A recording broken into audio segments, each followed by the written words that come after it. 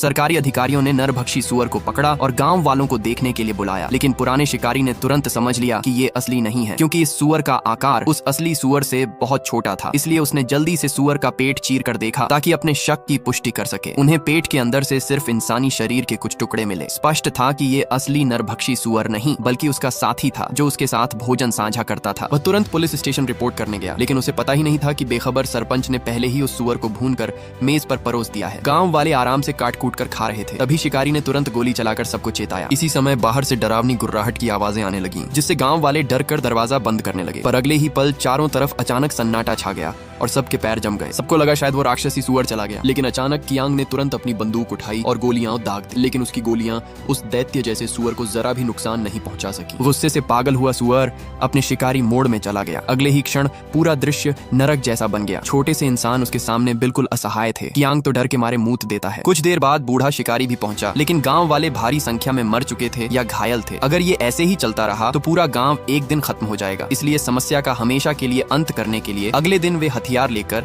फिर निकल पड़े। एक गुफा में उन्हें कुछ छोटे छोटे सुअर के बच्चे मिले। ये सोचकर कि ये सब भी भविष्य के लिए खतरा है, कियांग ने बिना कुछ सोचे उन्हें वहीं खत्म कर दिया। केवल एक बच्चा रिसर्च के लिए साथ ले लिया गया। बाकी बच्चों की लाशें उन्होंने जला दी। उन्हें पता नहीं था कि इन बच्चों की दर्द भरी चीखें बाहर भोजन ढूंढने गए नरभक्षी सुअर ने सुन ली हैं। उसी समय वे जैसे ही गुफा से बाहर निकले, उनकी मुलाकात लौटते हुए उस सुअर से हो गई। लगभग वह सबको खत्म करने ही वाला था। आखिरी क्षण में सब लोग एक छोटे से ड्रेनेज सुरंग में घुस गए। सुअर का विशाल शरीर अंदर नहीं आ सकता था, इसलिए वे किसी तरह अपनी जान बचा पाए। गुफा में लौटे सुअर ने अपने जले हुए बच्चों को देखा और पागलपन भरी चीखों के साथ गुस्से से फट पड़ा। अब वह इंसानों से बदला लेने के लिए किसी भी हद तक जाने वाला था। अब कियांग को मारने के लिए सुअर उसके पीछे आ गया, तो कियांग ने तुरंत चाकू निकाला और उससे भिड़ गया। शोर सुनकर बाकी साथी भी पहुंच गए। बूढ़े शिकारी ने तुरंत गोली चलाई और बचकर रेल की ट्राली से एक पुरानी खदान में पहुंच गए। उन्हें लगा कि वे सुअर को पीछे छोड़ आए हैं, लेकिन आवेई की गोद में रखा सुअर का बच्चा अचानक चिल्ला उठा। आवाज सुनकर नरभक्षी सुअर ने तुरंत उन्हें ढूंढ लिया। दोनों तेजी से भागकर दूसरी मंजिल पर चढ़ गए, लेकिन वे वहीं फंस गए। तभी आवेई की नजर लिफ्ट पर पड़ी और उसका दिमाग तुरंत चल पड़ा। उसने सुअर का बच्चा आवेई को थमाया और कहा कि वह सुअर को लिफ्ट शाफ्ट तक ले जाए और खुद सुअर को चिढ़ाने लगा। अब सुअर गुस्से से उस पर टूट पड़ा। जैसे ही वे जाल वाली जगह पहुंचा, अवेई ने बच्चा लिफ्ट शाफ्ट में फेंक दिया। सुअर तुरंत उसके पीछे दौड़ गया। तुरंत अवेई लिफ्ट नीचे गिरा दिया, जिससे सुअर कुचलकर मारा गया। कियांग ने उस मासूम बच्चे को जिंदा छोड़ने का फैसला किया और उस बच्चे को चुपके से जंगल में छोड़ दिया। उस बच्चे की आंखों में चमकती नफरत इशारा कर रही थी कि नया चक्र शुरू होने वाला है और अब एक और भी भयावह बदला आने वाला है।